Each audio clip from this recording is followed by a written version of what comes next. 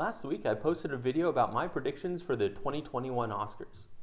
I was happy to see that many of the films and performances that I thought were the deserving winners, but not the expected winners, ended up winning. But that's not what today's video is about. Today's video is about the fact that that video you saw last week was the third version of that video that I uploaded to YouTube. The first two versions were blocked from being seen by anybody because of YouTube's Content ID system, which protects people's copyrights.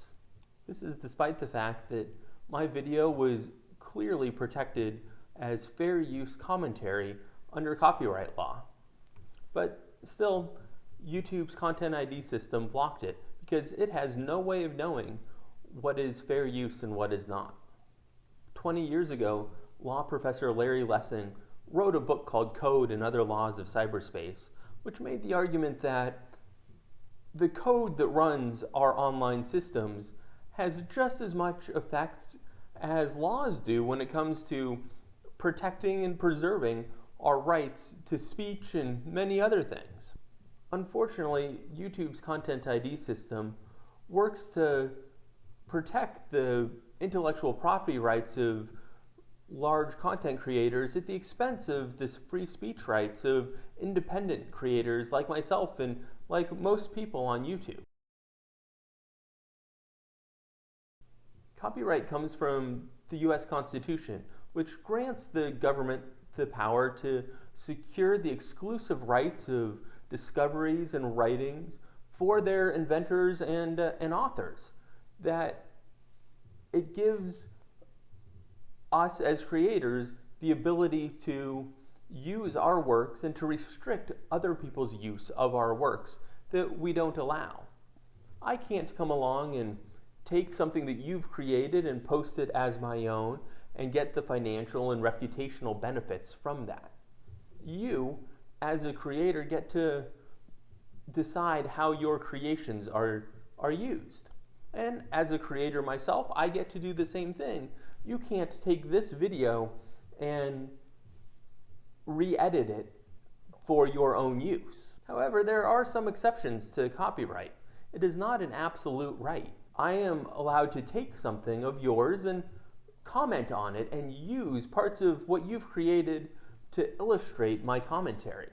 This is exactly what I did with the video last week, where I used clips from the movies that were up for Oscar awards to illustrate what movies were up for awards. And I added my own commentary to it. I was not showing these movies in their entirety. I was showing 20 to 40 second clips of each movie. And that should be covered under fair use. That is covered under fair use. But as we've seen, the YouTube's Content ID system doesn't really acknowledge that. Now, of course, copyright law has expanded beyond just what's in the Constitution. And under the Digital Millennium Copyright Act, which was passed in 1999, YouTube has some responsibilities to ensure that its system is not being used to enable copyright infringement. And that's why they have created the Content ID system, to try to prevent copyright infringement from happening on YouTube's system. Specifically, Title II of the DMCA, the Online Copyright Infringement Liability Limitation Act, provides that as long as online service providers like YouTube have no actual knowledge of infringement happening on their service and take any infringing content down expeditiously once they are notified of it, they are not subject to liability. Nowhere does the DMCA require that YouTube or any other online service provider take proactive steps to ensure that content on their system is not infringing. The entire Content ID system is not required under the DMCA.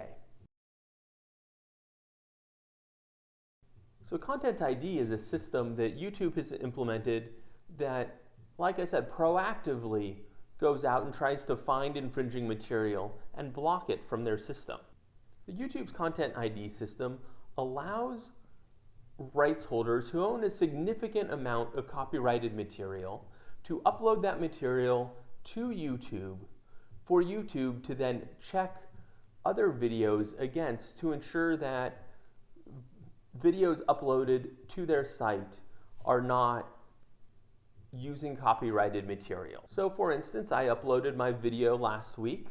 I used clips of several movies, of 15 different movies, and those clips had been uploaded by the movie studios, and YouTube checked my video against studio videos that were uploaded and saw that there were some matches. Now, of course, the Content ID system is kind of a dumb system.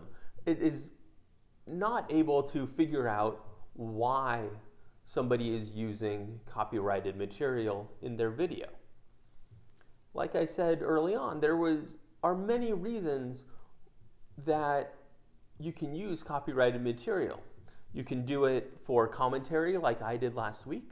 You can do it for educational purposes. You can do it for parody. There are many different protections for free speech when it comes to copyright law. Copyright is not absolute, but Content ID really makes copyright absolute. So when a video is flagged for violating copyright through the Content ID system, there are a number of different things that the rights holders can do.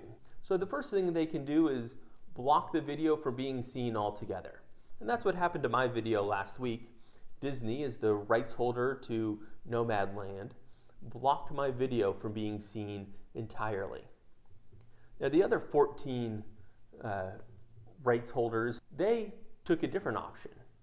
They, instead of blocking my video, they wanted to monetize my video. So my channel isn't monetized. At this rate, it probably won't be monetized for another decade. But if I was monetized, they would collect all of the money that my video made. And because I'm not monetized, they have the ability to put ads on my video, and then they collect that money. Those are really the two different options that rights holders have when it comes to what happens to videos that use their copyrighted material. And as I've been saying all along, my video last week is allowable under the fair use doctrine, that the rights holders had no right to either block my video or to monetize my video and take any money that I might make from that video away from me. That is simply not allowable under copyright law, but under YouTube's Content ID system, that's exactly how it works. Now, I have the ability as the content creator to challenge any of these determinations. I can say, hey, this is fair use, my video should not be blocked. But a couple things happen from that. First, the rights holder has 30 days to respond. And in that amount of time, my video is blocked. So I posted a video last week, it was 4 days before the Oscars, showing what my Oscar predictions were. If the rights holder had taken their full 30 days, that video would have eventually been posted 26 days after the Oscars. And who cares what my predictions were after the Oscars had already been awarded. So that is one downside to the Content ID system, that it makes it so my videos can't be seen in a timely fashion. The other thing that happens if I challenge what is flagged in the Content ID system is I can get a copyright takedown notice. If a rights holder then looks at my video and says, nope, take that down, then I get a strike against my channel. And if you get a number of strikes in the YouTube system, your channel gets deleted entirely. Now, for my channel, this isn't a job, this is just something fun I'm doing. It wouldn't be the end of the world. But for content creators that are making their living from their YouTube channels, it is the end of the world for them. It would be the end of their career as a YouTube content creator. And that's a big disincentive from challenging any results in the Content ID system, whether they are valid or not. So YouTube's Content ID system is very punitive against content creators, and it goes far beyond what is required by the law, by the Digital Millennium Copyright Act. YouTube doesn't need to preemptively check videos for copyright infringement at all. They can simply respond to copyright takedown notices from rights holders, and they would be just fine under the law. And so the Content ID system creates a whole host of problems for content creators and the general public who are really silenced by this overly broad implementation of copyright protection that YouTube has implemented. Now, obviously, the part that I care about most right now is the inability to show my videos that are commenting on current events, that by not being able to show these videos, I was not able to get my commentary out there in the way that I really wanted to. And there's bigger problems for other creators that are monetized. Will Smith, the creator of Foo VR and the co-creator of Tested.com, once told a story that I thought was really relevant to this. Tested makes a lot of their money, or at least makes some of their money, from monetized videos on YouTube. And like many creators, they were using a royalty-free music service. It just so happened that a TV station in the Philippines was using the same service. And in fact, they were using the exact same songs. The TV station uploaded their content to the Content ID system. Tested videos kept getting flagged for violating copyright. And what happened was that Tested's monetized videos on YouTube, that money was being redirected to the TV station. Now, Tested had done nothing wrong. They had rights to use the music they were using, but they were losing money to this TV station simply because of the Content ID system. And they were never able to recover this money.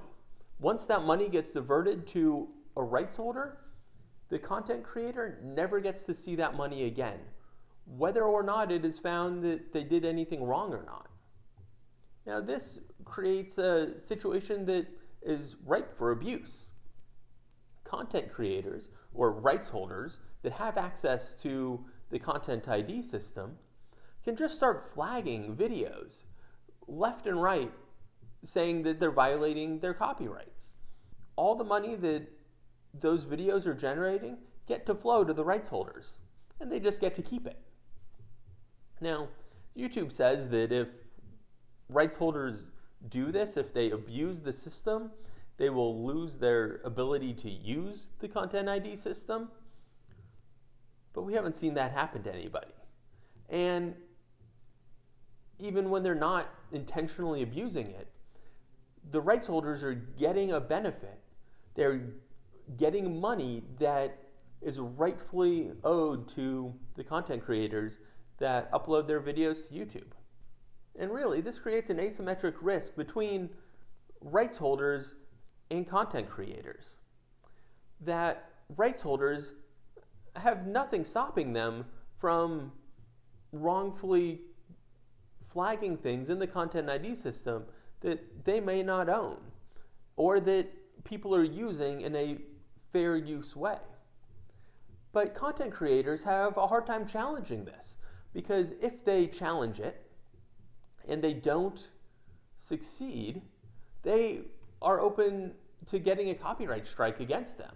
And if they get those, then their channel gets deleted. And so the rights holders have nothing to lose, and the content creators have everything to lose.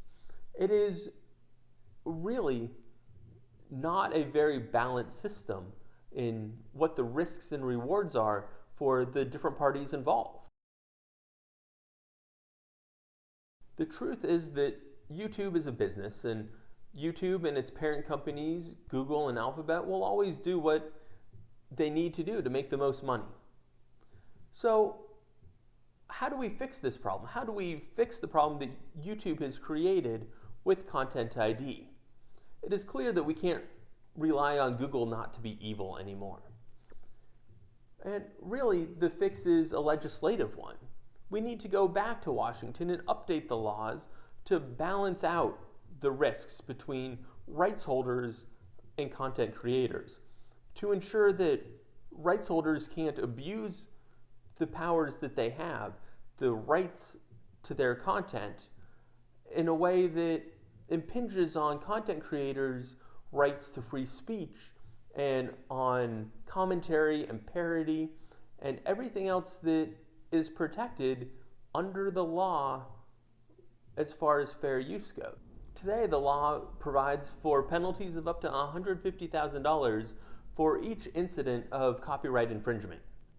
And these same penalties need to be applied to rights holders who use their copyright to quash the free speech rights of content creators using copyrighted works under the fair use doctrine. That would balance out the risks.